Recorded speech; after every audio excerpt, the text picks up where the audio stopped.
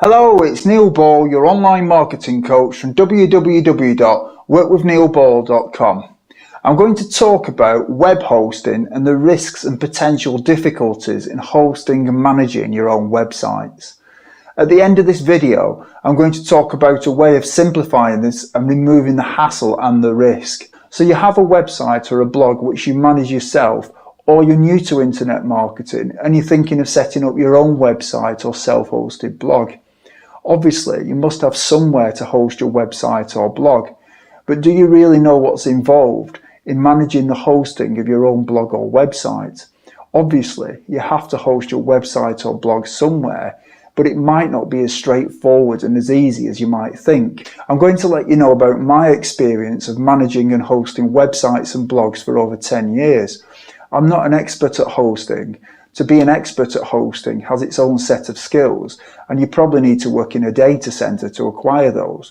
What I'm going to talk about is real-world experience from managing the hosting of my small websites and blogs on cloud hosting, up to big websites on dedicated servers. All of my websites have at some time been subjected to unwanted visitors who are hell-bent on trying to use my hosting resource for their benefit. This has often been done by them managing to find a way of injecting their code into files on my website. Many people have had this happen to their websites, and often they don't even know that it's happened. This is a massive problem for anyone who has a website or a blog that they're managing themselves. When your website is infected with a virus, it can take quite a lot of knowledge and skill to remove it. And if you don't have the ability to identify and remove the virus, then you'll have to pay someone to locate, identify and remove it, which can be expensive. When you do remove a virus, you may remove the problem that the virus has created, but it might be difficult to know for definite how the virus got onto your server. Viruses can take many guises and do many different unwanted things on your server. At the very minimum, they'll use your server resource and make your server go slower so that everything on your website is slower.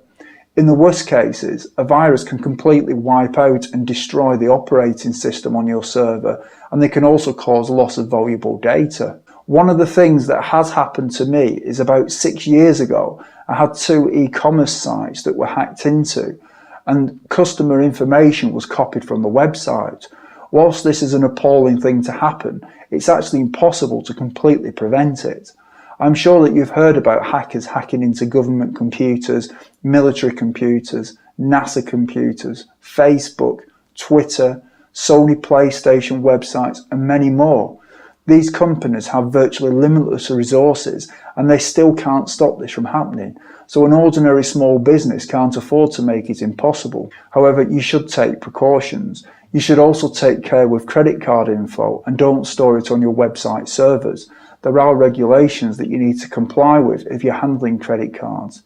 You need to conform with some credit card regulations that are issued by Visa and MasterCard, which are known as PCI. These are especially applicable if you're actually processing the credit card transactions yourself. And failure to comply with the PCI regulations can result in fines and liabilities for losses incurred if the credit card company suffers a loss. If credit card data is stolen from your server and you haven't complied with the PCI regulations, then you will get fined.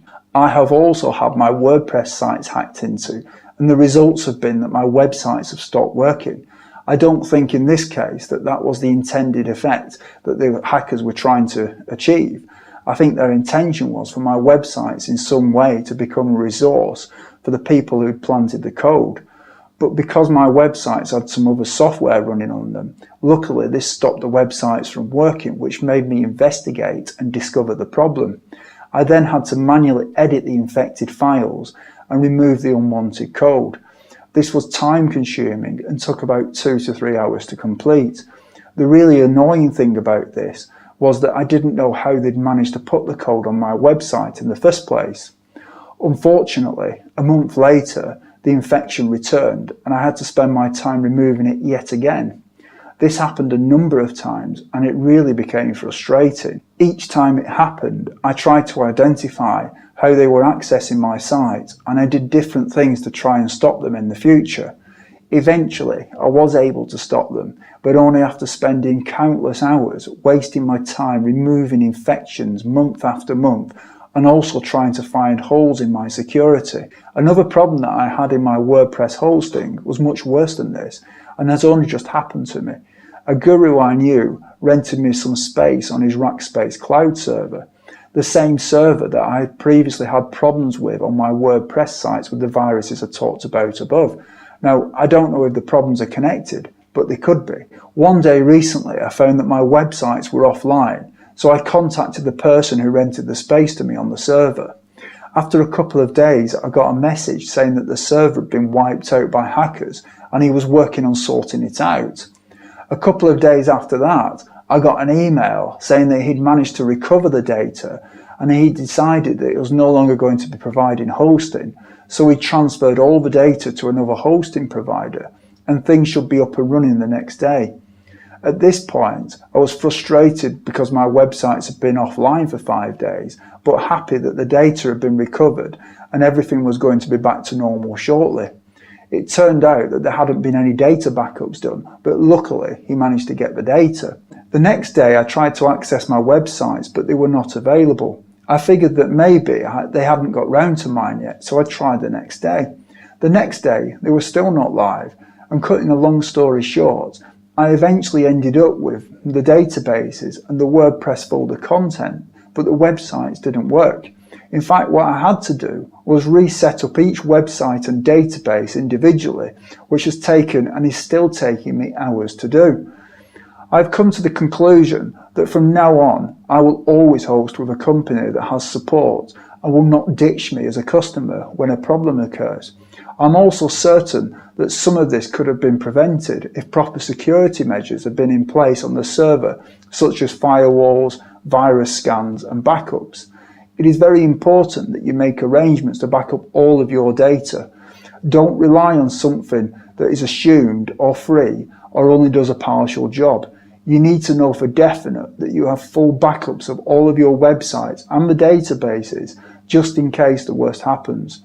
The hosting provider that I'm using has a service that costs just $15 a year to do full data backups, something that's essential and should not be avoided. And for the money, it's an absolute no-brainer. I'm a fairly savvy person when it comes to the technical side of computers, websites, hosting, and this experience was bad enough for me.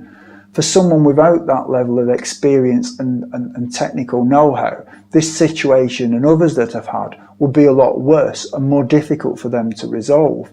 If you're running a business on your websites, then this type of situation is not an acceptable problem because your business is at risk from it at any time.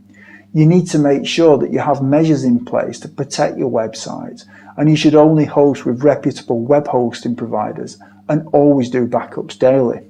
If you're running a blog or blogs and you want to take the risk and hassle out of hosting, then I have something that will be of interest to you. It will mean that someone else will do all of the IT-based things for you so that you can get on with running your business, and it will take all of the hassle out of it and all of the worries and concerns that I've talked about up to now. What I have for you also has a money-making opportunity in it as well. For more information, go to www.workwithneilball.com/take action. Again, that is www.workwithneilball.com/take action, and I look forward to speaking to you soon.